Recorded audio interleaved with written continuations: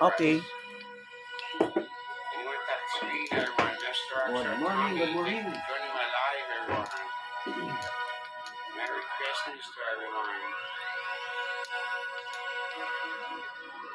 Good morning mga kalaro. Narito na naman tayo sa ating harap ng ating pagtuturo sa ating pagluluto. Lalong-lalo na sa ating mga baguhan na hindi pa masyadong marunong at wala pang kaalam-alam sa kusina. Ito, mayroon tayo nakaprepare dito good for 2 person lang ito. Ayan, good for 2 person. Mayroon tayong slice na yellow pen. This is yellow pen.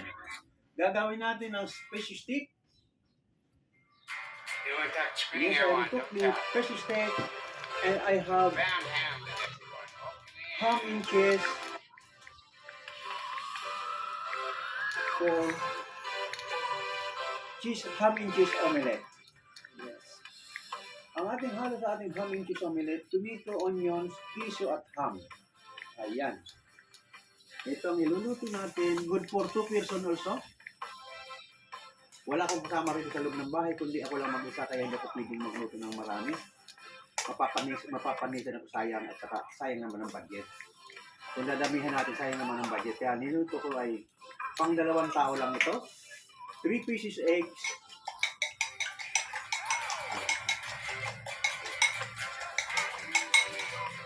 At ito naman ay nilagyan natin ng kalamansi.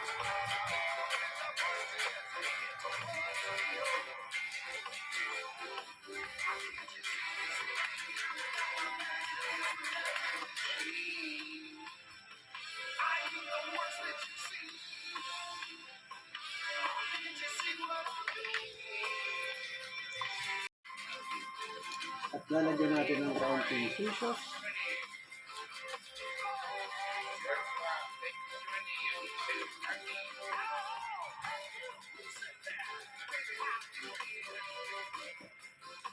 Lalagyan natin ng liquid seasoning, nor seasoning.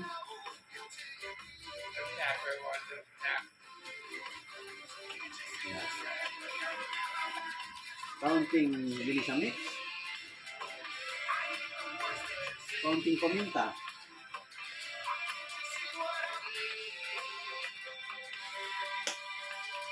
Ganun din itong ating eggs. Lagyan natin kaunting paminta. Lagyan natin ng kaunting ginisa mix. At babatihin natin.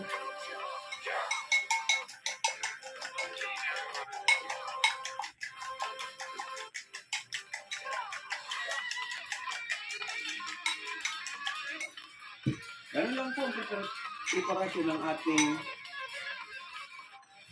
fish steak. Natin dito ng kalamansi. At itong pinagmarinita natin, gagawin natin ng butter sauce. Kung tawagin ito ay butter lemon sauce. Kahit na hindi yung original na lemon ang ginamit natin, ang tawag na lang natin dito ay butter lemon sauce.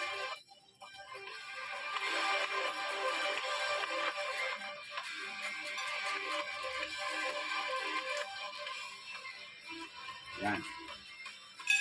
At yung ating ham, iniwa ko ng pahaba para hindi natin pag mabukas mo yung ulit mo ay mahaba pa rin siya. Ganun din yung piso, pero talagang yung piso niyang ginagawa talaga pinakaskan. Pero style ko pahaba para yung umilit ko kahit mahaba, hindi siya mahuhulog.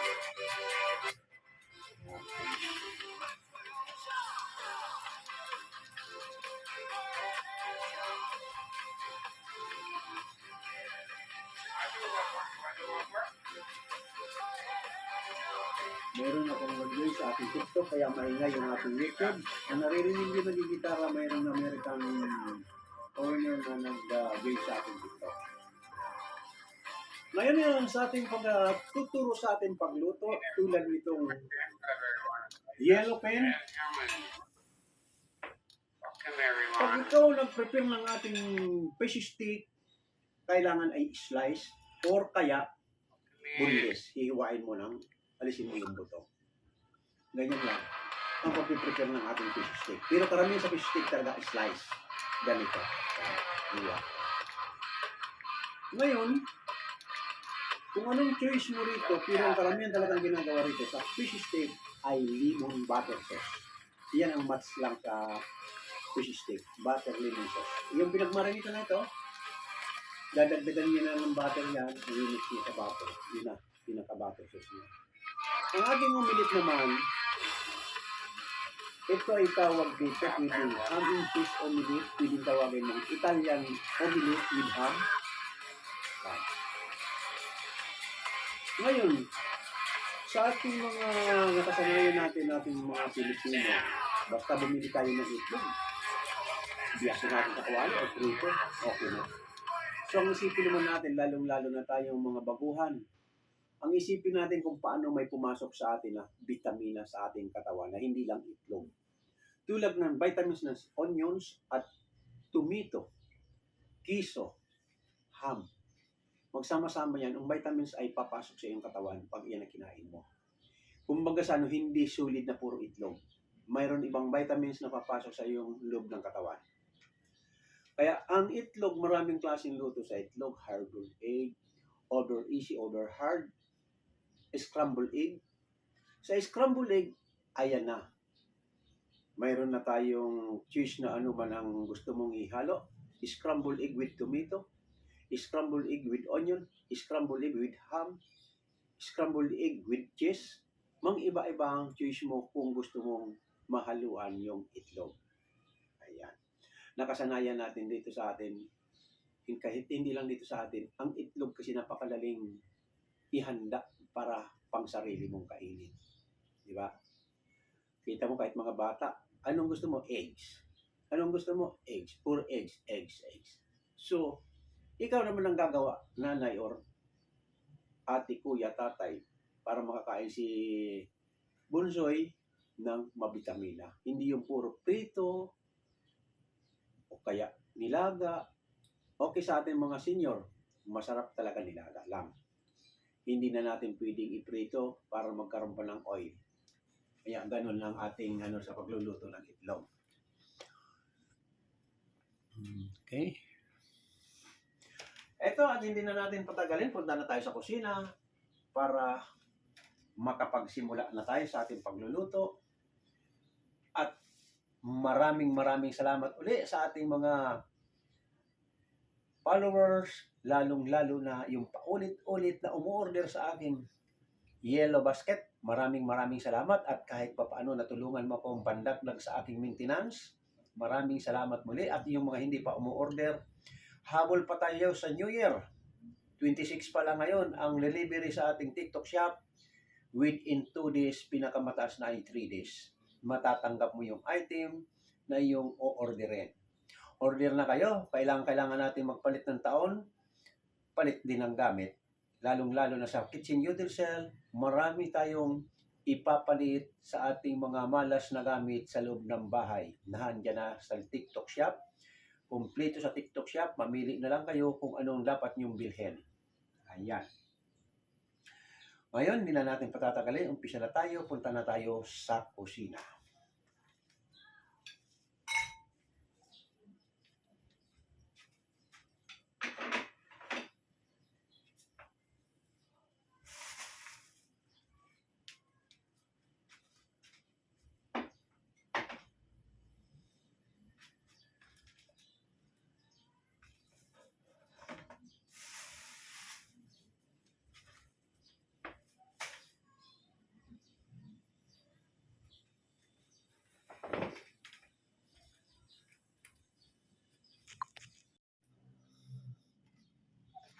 Okay, narito na tayo sa kusina.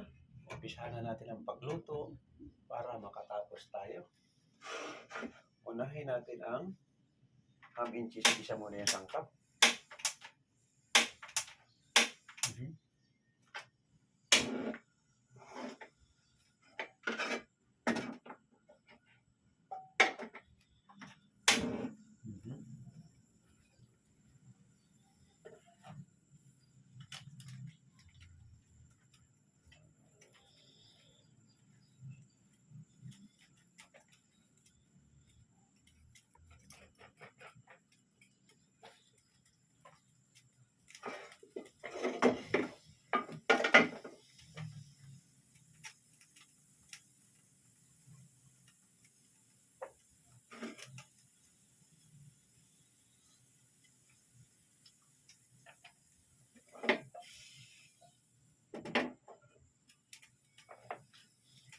i-refried natin yung fish stick sa ating olive oil.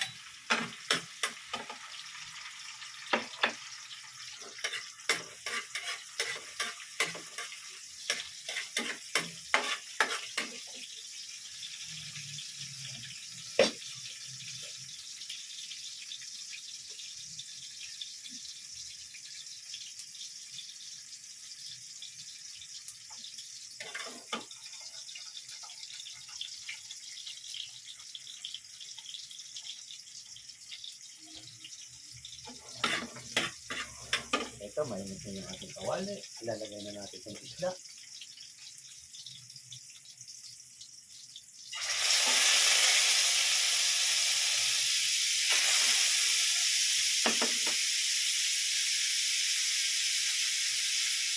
Hindi na ako lang apoy kasi masyadong mabigla naman.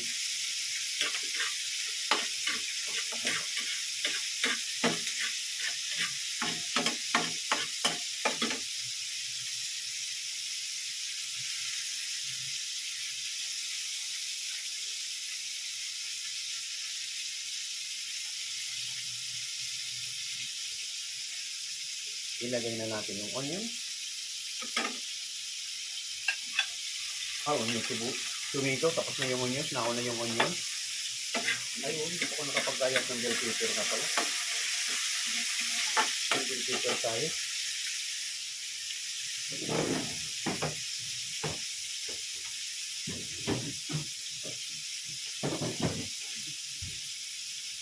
Hahalo at natin ng kaunting bell pepper.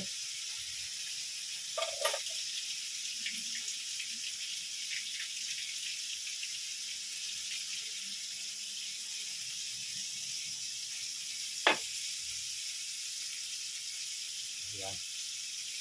Para complete yung ating omelette, mayroon tayong hinalong bell pepper.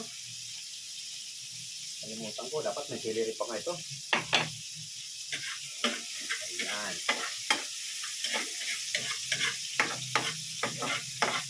At saka natin ilagay na yung ham. Igigisa mo lang sa tomato, onion, bell pepper ang ham bago mo ipalaman.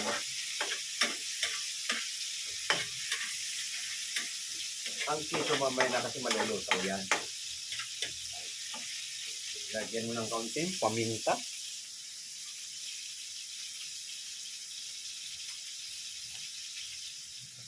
Lagyan mo kaunting pamintang durog. Ayan. Kaunting ginisa mix. Ayan. Ayan. Ganito na po ang kalalabasan ng ipapalaman mo sa omelette. Masyadong oily. Bawasan natin ang oily.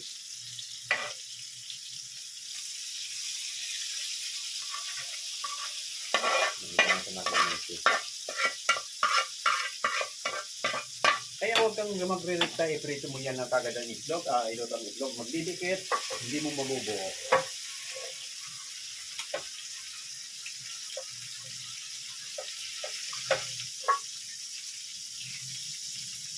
Kailangan linisin mong kawali ulit para pag nilagay mo yung itlog, kayang-kayang buuhin.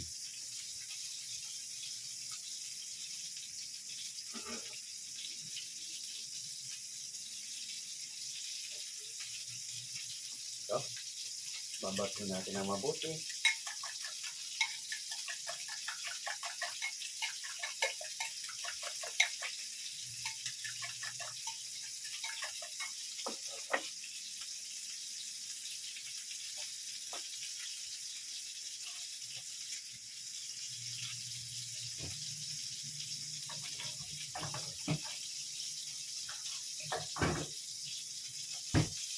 Ang ilalagay natin ay butter sa halip na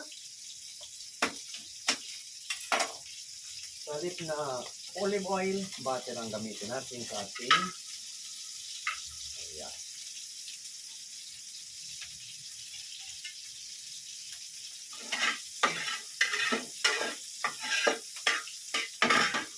Yan, butter ang ginamit natin sa ating omelet.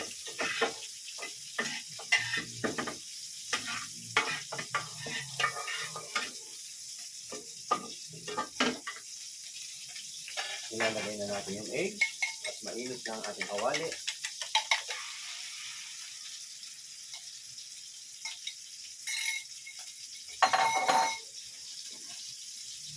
Isang bulang ang ginawa ko, saka na lang hiwa-hiwain.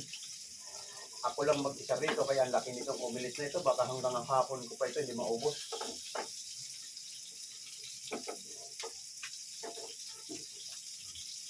Ang laki ng omelet ko. Ayan. Yung misis ko kasi nasa Batangas. Yung mga apo ko nag-uwi na sa kanilang mga tirahan. Kaya wala akong kasama rito sa bahay, kundi ako lang mag-isa. Ayan. At saka mo ngayon ipapalaman itong ham and cheese. Ayan. Ayan, ganyan nun ang makikita mo, pahaba. Ayan. At saka mo ngayon ihihilira itong piso. Ayan. Pahaba din. Ayan. Ayan. At saka mo ngayon ititiklop ang kabilang side.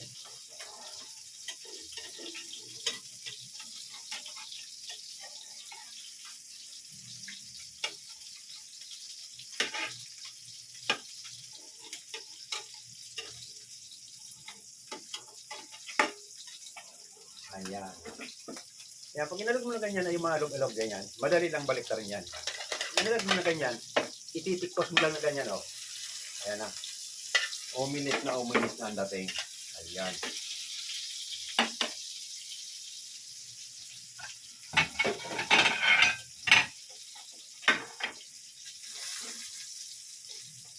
Ayan.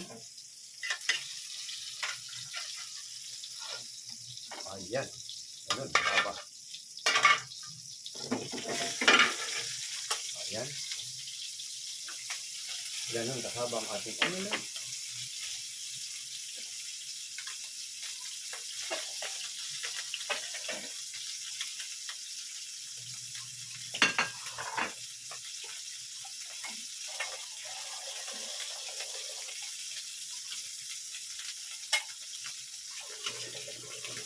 Yung ating isda naman ay babalik ka rin na natin at tumuputok-putok na. Ayan. Ayan.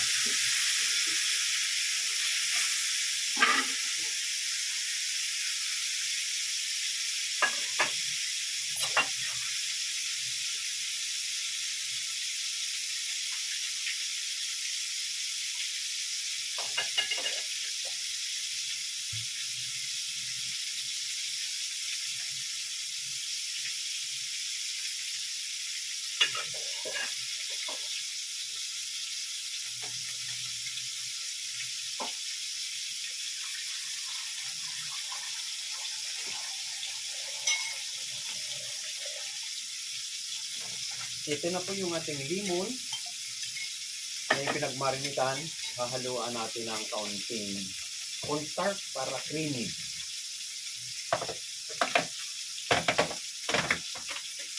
Ayan. Siguro pa half teaspoon lang, creamy na yan. Ayan, karampot lang.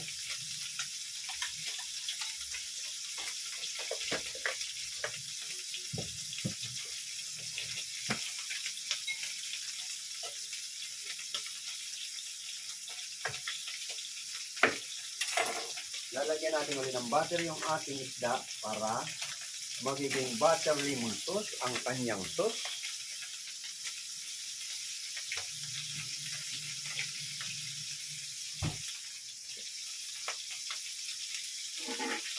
Ayan na.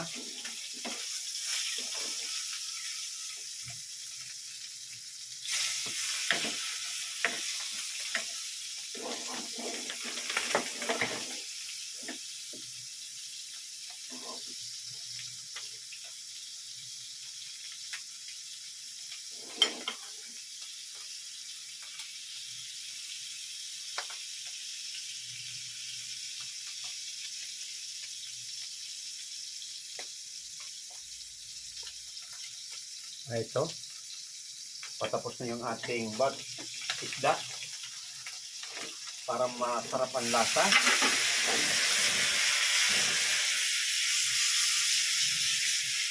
Ayan. Pinaliyab lang natin ng kaunting apoy.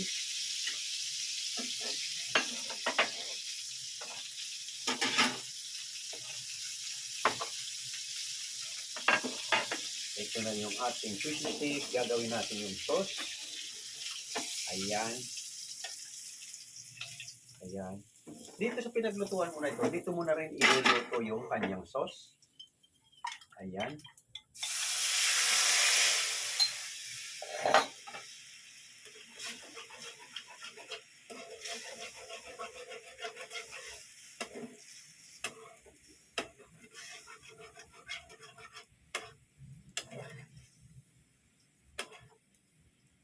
Ayan. Good color na nitsura.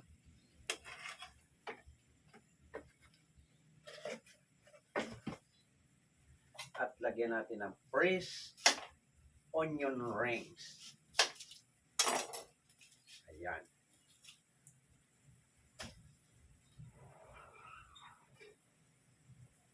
Okay na?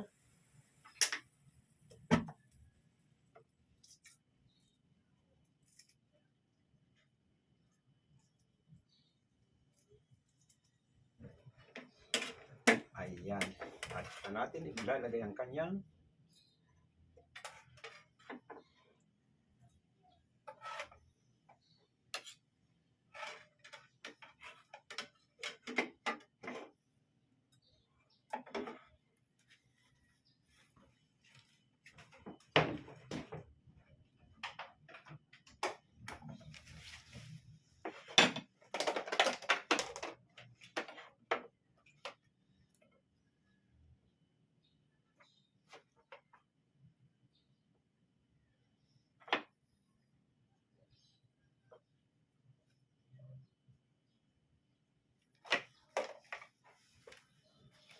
okay. Ito na yung ating yellowfin fish stick. At ito naman yung ating ham and cheese omelette. Okay. Punta na tayo sa dining.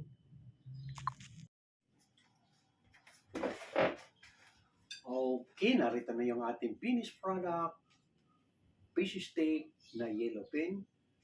At ito naman yung ham and cheese omelette. Okay, kain tayo. Sa lahat ng mga dumadaan yan, kain tayo. Unang tikman natin itong ating fish steak.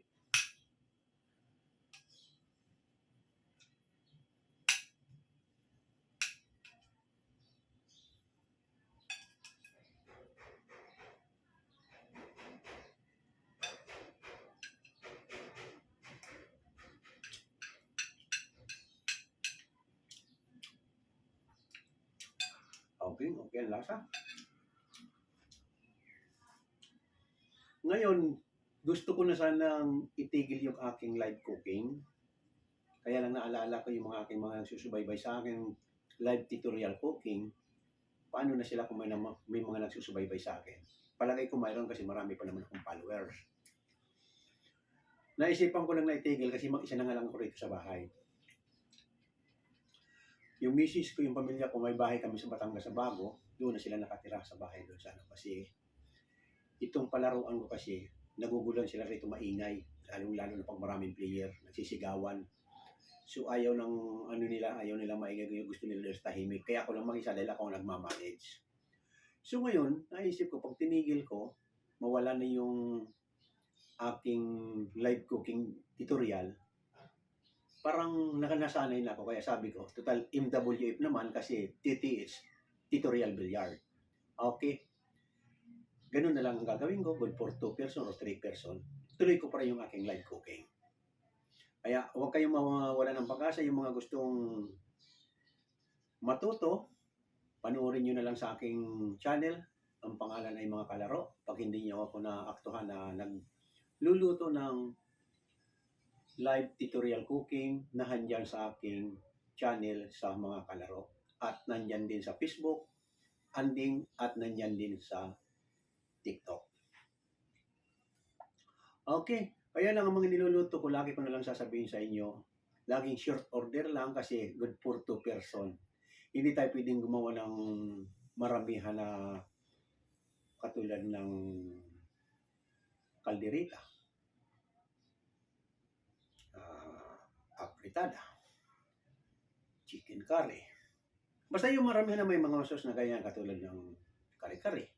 O pero yung kare-kare pwede yung gumuto ka na kasi puro pinakulan naman yan eh. Malalambot na. Pwede pala ang good to person. Basta sa madaling sabi, ang karamihan na iluluto ko rito dahil ako'y mag-isa na lang. Karamihan na ilalabas ko sa inyo ay puro short order lang.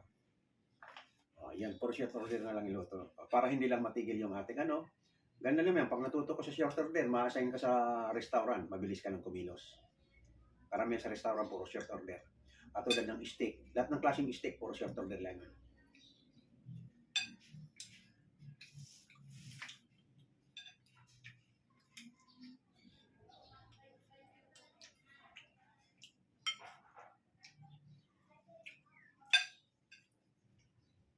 Yung ating umilit, kahit sauce lang fish steak, masarap din ang lasa yan. Patungan mo lang ng sauce. Yan. Halip na ketchup ang gamitin mo. Yung sauce ng lemon butter sauce, masarap sa umilit. Ganun pa rin, pasok pa rin ang lasa.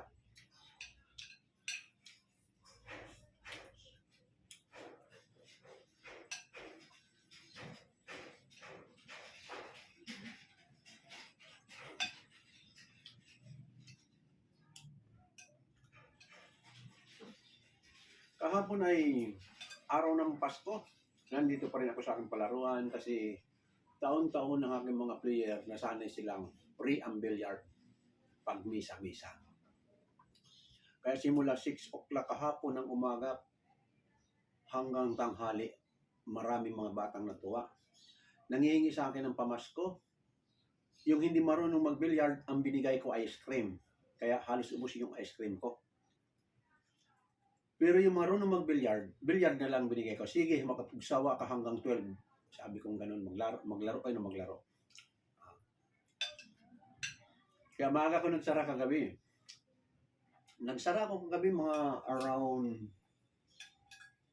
9 o'clock o wala pa ata, 8:45. Nantok maaga ko namin sabi ko. Saka nakatagay ko ng isang araw, galing ko sa anak ko.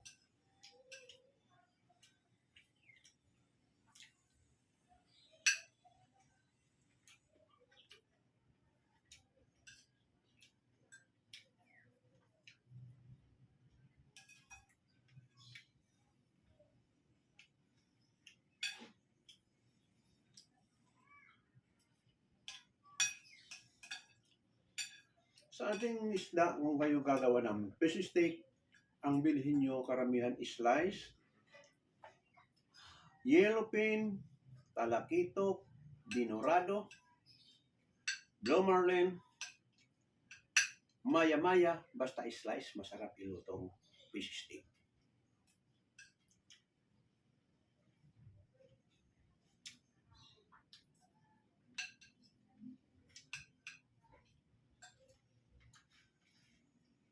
Sariwan-sariwa yung isda.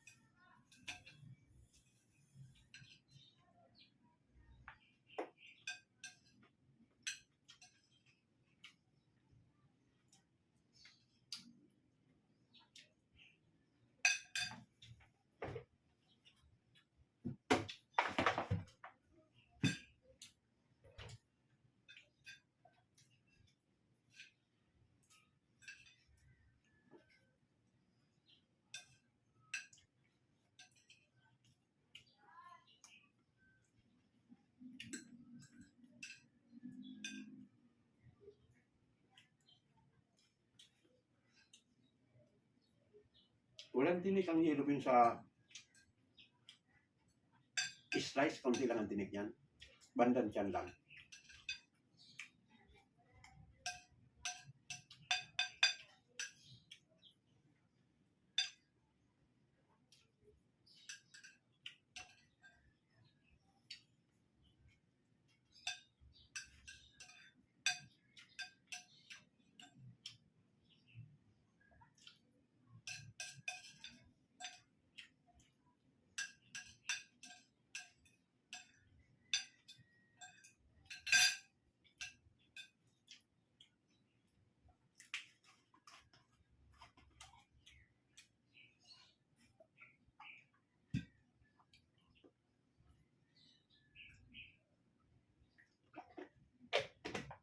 Ayan.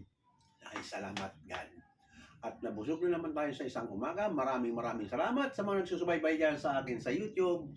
Maraming salamat. Huwag kalimutan pindutin ang subscribe button at like. Maraming salamat. Sa kailan kayo? Friday. Monday na ulit tayo. Maraming salamat ulit. Bye-bye sa inyo. Monday na ulit ating live cooking.